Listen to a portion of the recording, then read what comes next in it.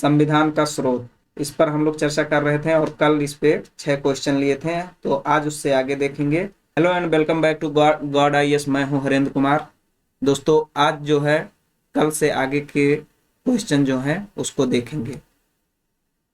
6 question हम लोग कर चुके थे, आज 7वां क्वेश्चन देखेंगे। 7वां क्वेश्चन है संविधान में सम्मिलित समवर्ती सूची किस देश से ली गई है? तो समवर्ती सूची ली गई है ऑस्ट्रेलिया से। भारतीय संविधान में राज्य के नीति निदेशक तत्व की संकल्पना किस देश के संविधान पर आधारित है? राज्य के नीति निदेशक तत्व की संकल्पना किस देश के संविधान पर आधारित है, बताना है।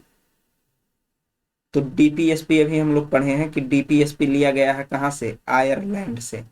आयरलैंड से। और क्या लिया गया था? तो राष्ट्रपति के निर्वाचन की प्रणाली। और इसमें क्या लिया गया है आयरलैंड से? आयरलैंड से लिया गया है जो द्वितीय सदन है, यानी राज्यसभा में जो 12 सदस्यों को मनोनीत किया जाता है, वो मनोनीत करने का जो विचार है वो कहां से है? आयरलैंड से है।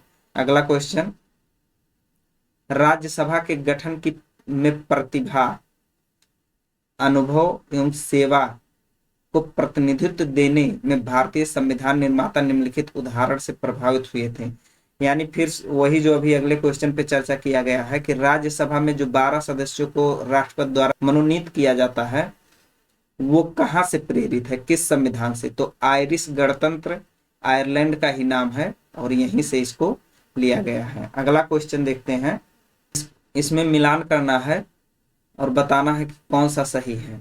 देखिए, विधि का शासन। विधि का शासन क्या होता है? विधि के शासन का मतलब है कि चाहे अमीर हो या गरीब हो, महिला हो या पुरुष हो, अगड़े हो या पिछड़े हो, सबके लिए विधि जो है समान होगी।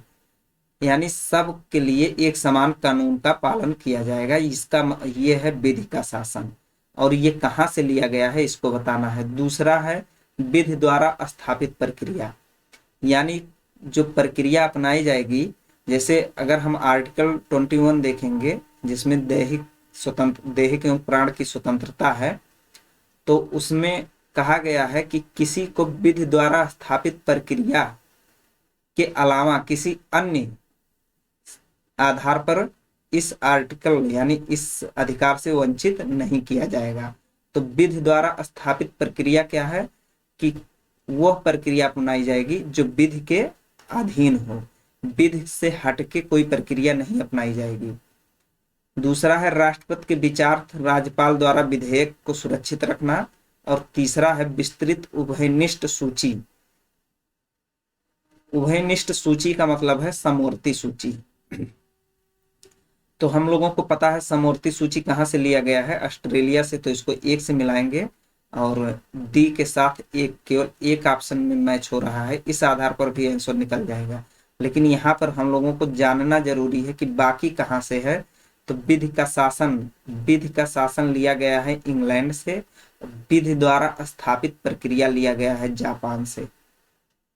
अब एक बचता है राष्ट्रपति के विचार पर राज्यपाल द्वारा विधेयक को सुरक्षित रखना, ये लिया गया है कनाडा से।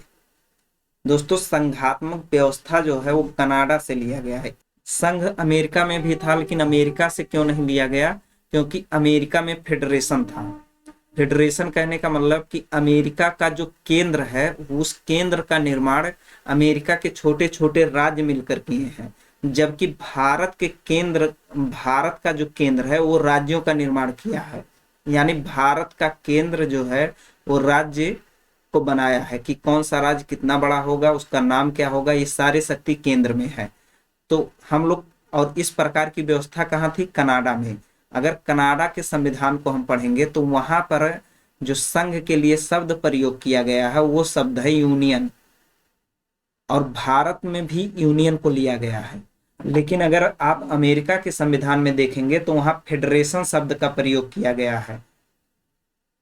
तो इसलिए जो हमारा संघ है वो कनाडा से लिया गया है, और कनाडा के तरह ही हमारे यहाँ की भी प्रक्रियाएं हैं। राज्यपाल द्वारा विधेयक को सुरक्षित रखना, ये संघ को मजबूती प्रदान करने के लिए, यानी केंद्र अधिक मजबूत हो, राज्य के हर मामले पर केंद्र का नजर हो, इस उद्देश्य से जो है बनाया गया है। यानी एक प्रकार से ये जो विचार है कि राज्यपाल किसी भी विधेयक को राष्ट्रपति के लिए सुरक्षित रख सकता है, वो केंद्र की सत्ता को मजबूत करने के लिए है, संघ को मजबूत करने के लिए है। तो संघ के जितने भी प्रावधान हैं, लगभग सारे प्रावधान कनाडा से लिए जाएंगे। इस आधार पर इसको सॉल्व करेंगे, क्योंकि अगर हम लोग हर एक आर्टिकल को या हर एक विचार को अगर याद करना चालू करेंगे तो नहीं याद कर सकते हैं और भूल भी जाएंगे। तो उसके लिए विकल्प यही है कि जैसे संघ हो गया और संसदीय प्रणाली हो गया, तो इनसे जो मिलते जुलते प्रावधान रहेंगे वो उसी देश से रहेंगे। कुछ एक मामले में हो सकता है थोड़ा बहुत हट जाए, नहीं तो वो वहीं से रहेंगे। तो यहाँ पर राष्ट्रपति के विचार राज्यपाल द्वारा विधेयक को सुरक्षित करना कनाडा से, और इस प्रकार इसका जो आंसर होगा वो होगा डी। अगला क्वेश्चन देखते हैं। भारत का संविधान सबसे अधिक लंबा हो गया है। मौलिक अधिकारों का अध्याय अमेरिकी संविधान के मॉडल से लिया गया है। देखिए, ये तो सही है कि भारत का संविधान सबसे लंबा हो गया है, और ये भी सही है कि मौलिक अधिकारों का जो अध्याय है वो अमेरिका से लिया गया है। और ये हम देखे ही थे कि अमेरिका के संविधान से मौलिक अधिकार जो है प्रेरित है। तो इसका जब आंसर हम निकालेंगे तो दोनों सही है, परंतु सही व्याख्या नहीं है। इसके लिए हम एक ट्रिक बताए थे कि जब कभी कथन और कारण का क्वेश्चन आए तो वहां पर आप इसलिए या क्योंकि का प्रयोग कर लीजिए बीच में। जैसे इसको पढ़ते हैं, भारत का संविधान सबसे लंबा है क्योंकि मौलिक अधिकार का अध्याय अमेरिकन संविधान के मॉडल से लिया गया है। तो ये व्याख्या तो हो ही नहीं रहा है, यानी दोनों शब्द जुड़ ही नहीं रहे हैं।